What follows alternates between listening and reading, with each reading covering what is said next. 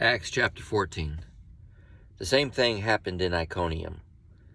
Paul and Barnabas went to the Jewish synagogue and preached with such power that a great number of both Jews and Greeks became believers.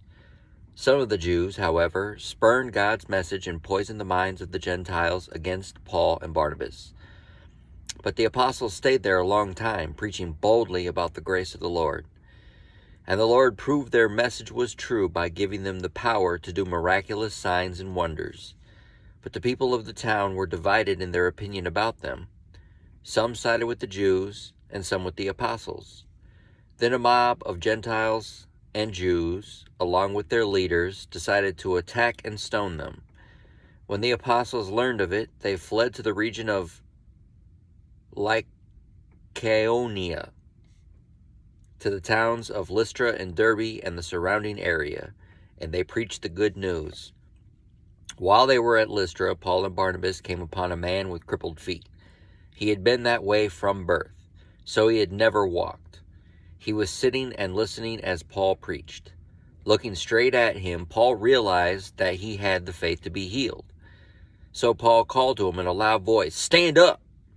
And the man jumped to his feet and started walking.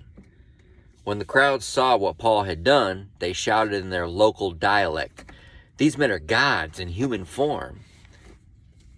They decided that Barnabas was the Greek god Zeus and that Paul was Hermes, since he was the chief speaker.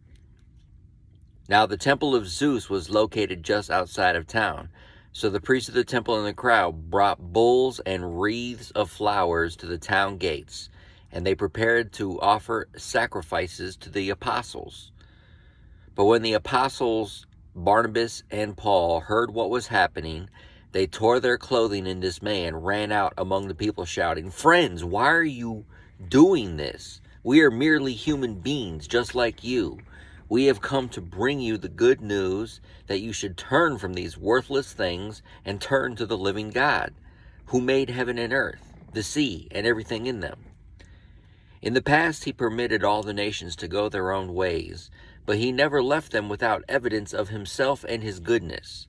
For instance, he sends the rain and good crops, and gives you food and joyful hearts. But even with these words, Paul and Barnabas could scarcely restrain the people from sacrificing to them. Then some of the Jews arrived from Antioch and Iconium and won the crowd to their side. They stoned Paul and dragged him out of town, thinking he was dead. But as the believers gathered around him, he got up and went back into town. The next day he left with Barnabas for Derbe.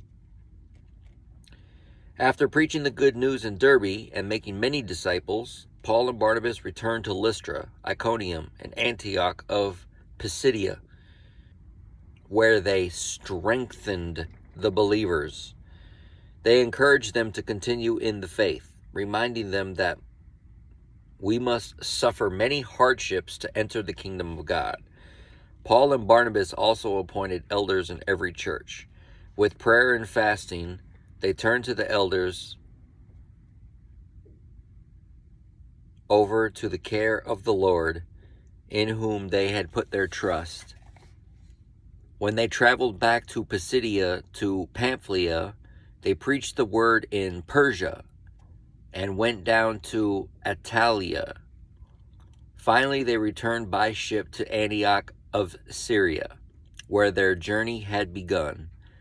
The believers there had entrusted them to the grace of God to do the work they had now completed.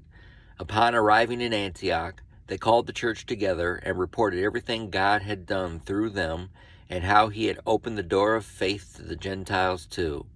And they stayed there with the believers for a long time.